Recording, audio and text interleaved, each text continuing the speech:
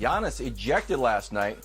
It was offensive foul, and Giannis still not happy, and Mo Wagner. So, okay, they have a little chit-chat about it. Then Giannis ends up headbutting him. Giannis has been kind of like, this isn't the first brouhaha he's got into in the bubble. So, Nick, Giannis headbutting Wagner last night was what? This is the most necessary headbutt since Zinedine Zidane almost 20 years ago. Absolutely necessary. Wow. Listen, folks need to stop acting like Giannis Antetokounmpo isn't about to be the two-time MVP, like he's not one of the most physically imposing guys in the league. We've seen guys try to step to him. He's probably going to get suspended. Who cares? They were going to arrest him in the final game anyway. Giannis needs to add a little edge to himself and to his team headed into what is the most critical playoff run for the Bucks franchise in 50 years since Lou Alcindor and Kareem Abdul-Jabbar was there. So this is I don't endorse violence, but I don't actually have a problem with this. And a lot of people have wanted to headbutt Mo Wagner since he was back in Michigan. So it happens. So I say it's necessary, Antoine. Nick, this is immature, man. When you about to be the two-time MVP, you don't get into these type of altercations with guys on other teams, especially Mo Wagner. Not to take anything from Mo Wagner, probably going to turn out to be a good pro, but you don't get into these type of altercations with these guys. You got to keep your head. Milwaukee needs some type of energy or something to get them going in the bubble. They haven't been great, but not your best player, because you don't know how Adam Silver's going to react to this. I don't think he'll lose a playoff game behind this, but you don't want to get involved in this. This is when you got to have, let's go back to the old school, Nick, where you got to have like the Charles Oakleys of the world. You got to have those type of guys on the team to take care of that. Udonis Haslem to come in and do it. Yeah, you need those type of guys. Maybe one of the Lopez brothers or something take care of that. Maybe Korver. Oh, okay. Korver. Melo, meanwhile. Thanasis! Have his brother do it.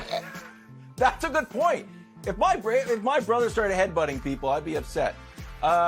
Hey, Melo had 26, overshadowed by Dame's big game, but Melo's still getting it done. You've called him Syracuse great, and I actually was trying to play on your Syracuse emotions there to try to get you to root for the Blazers. So Melo's performance last night was what, Nick?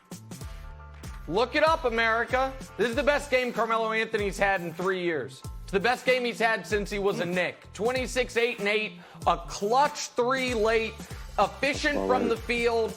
And so, I am delighted that Melo is having this resurgence. I'm delighted he's playing this well.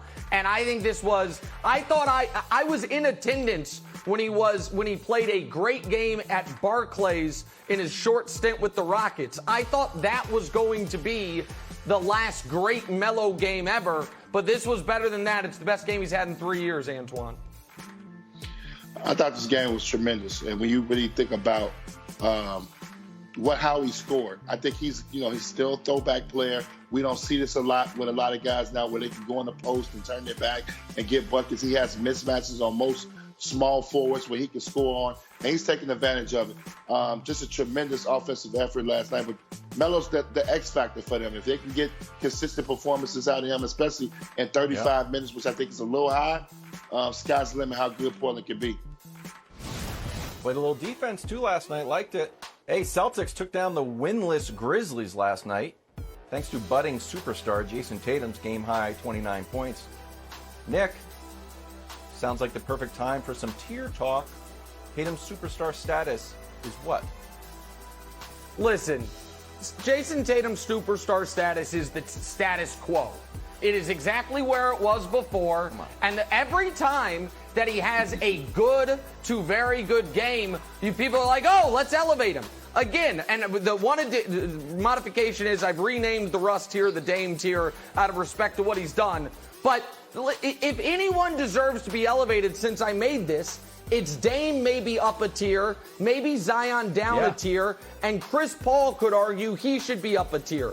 But to speak to what I was talking about earlier, Antoine, the league is too deep to even consider Jayson Tatum a superstar. He's got to become a star first. He's on his way, but no, he's no superstar yet, or even Dame up a tier. Status quo where it's at. Yeah, I'm not surprised. This is what we were seeing prior to the pandemic.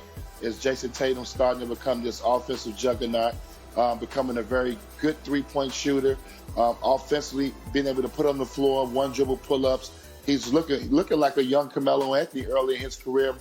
He's got a little Paul Pierce in him. I think he's going to be a star in this league. I think it's going to take a little bit more time as the team kind of pans out. But this is what we saw. I'm not surprised. This is what we were seeing prior to the pandemic. He's right back where he left off at.